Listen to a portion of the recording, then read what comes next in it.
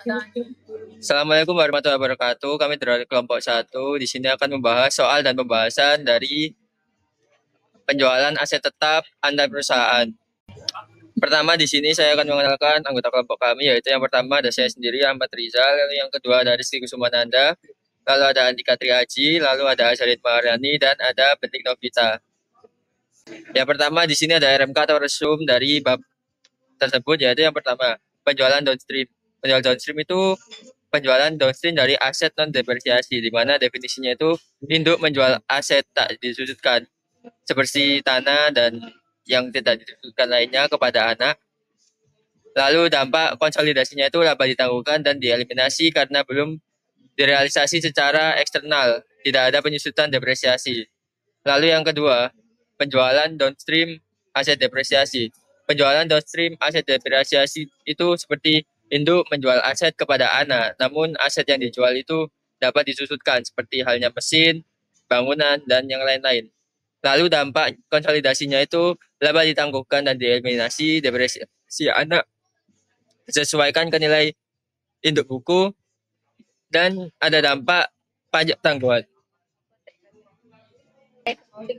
Lalu penjualan upstream aset non depresiasi. Itu penjualan aset dari anak kepada induk, di mana aset yang dijual itu aset yang tidak dapat disusutkan.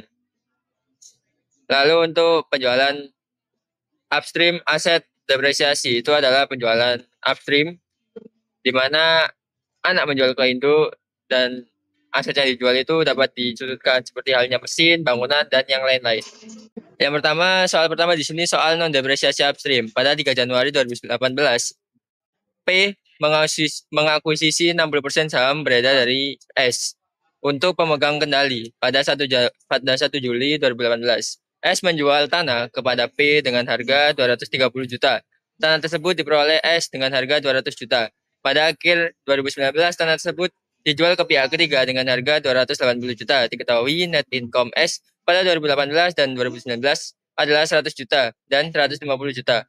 Buatlah jurnal eliminasi terkait penjualan tanah tersebut pada tahun 2018 dan 2019, serta buatlah jurnal eliminasi terkait bagian NCI dari dari perusahaan P dan S tahun 2018-2019 dengan metode ekuitas. Baik, untuk yang pertama di sini saya akan menjelaskan soal tentang non depresiasi upstream. Diketahui upstream harga perolehan S sama dengan 200 juta. 200 juta ini didapat ketika S membeli sebuah tanah dengan harga 200 juta. Lalu harga jual ke P sama dengan 230 juta. Jadi perusahaan S menjual tanahnya kepada P dengan harga 230 juta. Perusahaan S ini sebagai anak perusahaannya, lalu perusahaan P ini sebagai induk perusahaannya karena perusahaan P mengakuisisi perusahaan S dengan saham 60%. Lalu harga jual pihak ketiga sama dengan 280 juta. Jadi pihak P membeli tanah dari S, lalu pihak P menjualnya kembali kepada pihak ketiga dengan harga 280 juta. Lalu untuk jurnal penjualan ke induk pada tahun 2018, cash pada tanah dengan nominal 230 juta, cash pada debit dan tanah pada kredit.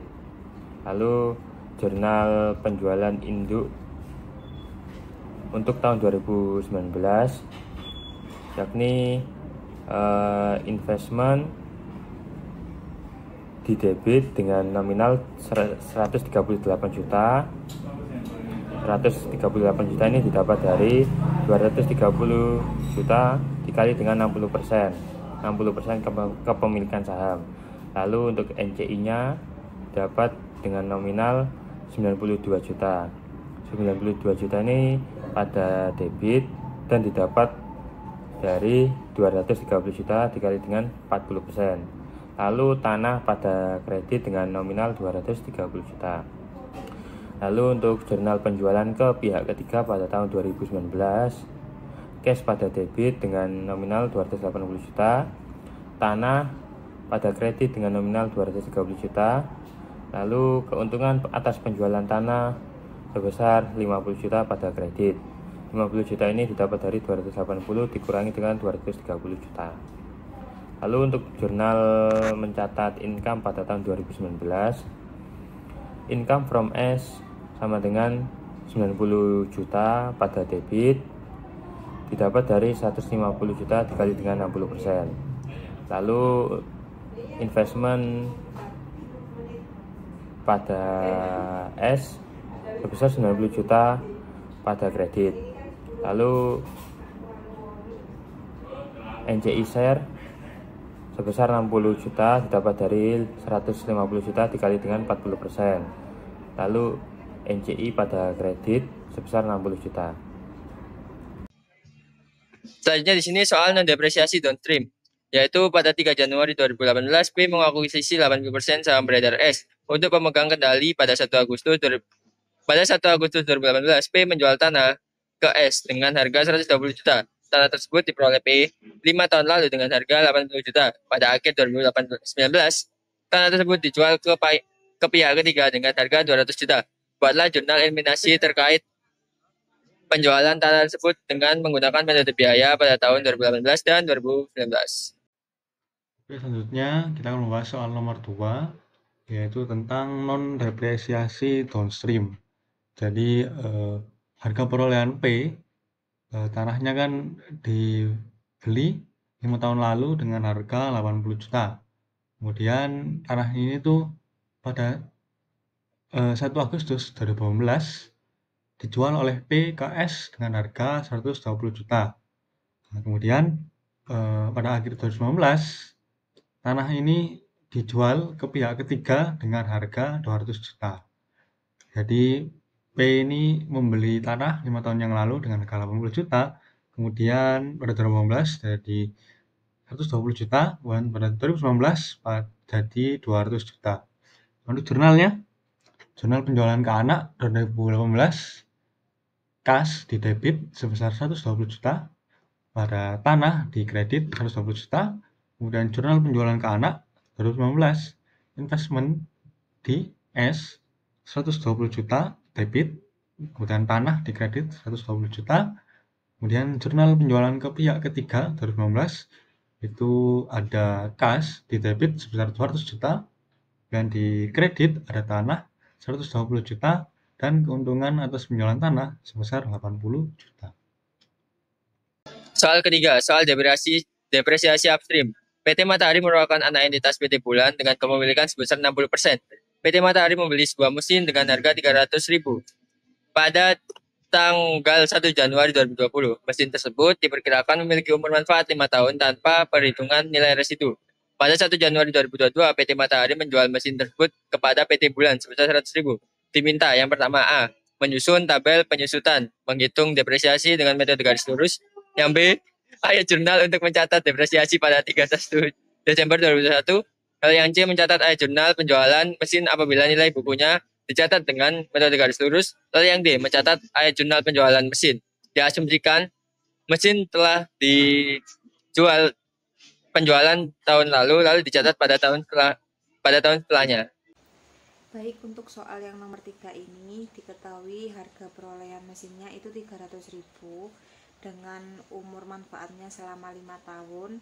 Jadi untuk depresi per tahunnya itu adalah 300.000 dibagi 5 tahun itu 60.000. Dengan bentuk tabel penyusutan metode garis lurusnya seperti pada gambar tersebut,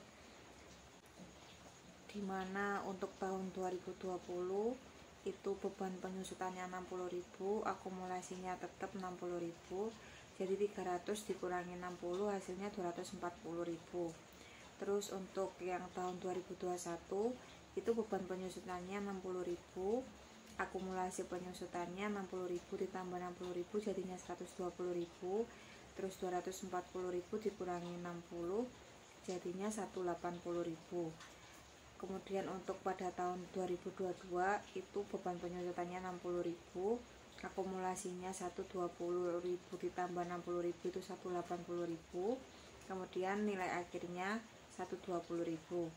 Dan untuk tahun 2023 60.000 beban penyusutannya, akumulasinya 240.000, kemudian nilai akhirnya 60.000.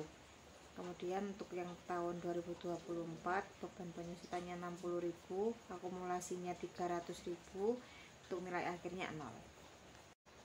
Kemudian untuk yang poin B, ayat jurnal untuk mencatat depresiasi pada tanggal 31 Desember 2021. Beban penyusutan pada akumulasi penyusutan mesin sebesar 120.000. Kemudian untuk yang poin C, ayat jurnal penjualan mesin apabila nilai bukunya dicatat dengan metode garis lurus itu sebagai berikut. Jadi cash dan akumulasi penyusutan mesin pada keuntungan atas penjualan dan mesin. Untuk cashnya 140.000, kemudian akumulasi penyusutan mesinnya 180.000, keuntungan atas penjualannya itu didapat dari 140 ditambah 180 kan 320.000. 320.000 dikurangi 300 hasilnya 20.000. Dan untuk poin yang terakhir yaitu poin D, ayat jurnal penjualan mesin dengan asumsi ayat jurnal baru dicatat pada tahun setelahnya itu seperti berikut, yaitu kas dan akumulasi penyusutan mesin pada investasi di matahari, NCI, dan mesin. Untuk kasnya 140.000 dan akumulasinya sama seperti yang di atas tadi 180.000. Untuk investment in mataharinya itu didapat dari 20.000 dari keuntungan atas penjualan tadi dikalikan 60% yaitu bagiannya matahari jadi 12.000. Sementara NCI-nya sisanya jadi 20.000 dikurangi 12.000 jadinya 8.000. Lalu yang terakhir soal depresiasi downstream. PT Induk membeli mesin seharga 200.000 pada 1 Januari 2015 dengan estimasi umur manfaat 10 tahun tanpa nilai residu pada 1 Juli 2018. PT mesin dijual ke PT Anak dengan kepemilikan 90% seharga 120 juta. Pada saat penjualan, sisa umur manfaat mesin diestimasi 7 tahun, tarif pajak 20%. Hitung dan buat jurnal. Yang pertama, penjualan mesin oleh PT Induk ke PT Anak. Lalu yang kedua, depresiasi yang dicatat PT Anak pada 31 Desember 2019.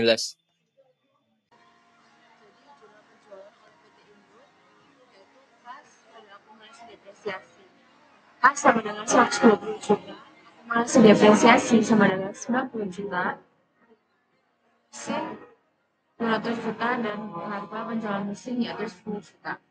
Untuk jurnal pembelian oleh PT Anak yaitu mesin kepada kas 120 juta. Jurnal eliminasi di kertas kerja konsolidasi yaitu laba penjualan mesin pada mesin yaitu 10 juta dan akumulasi depresiasi pada beban depresiasi yaitu 700 juta 426.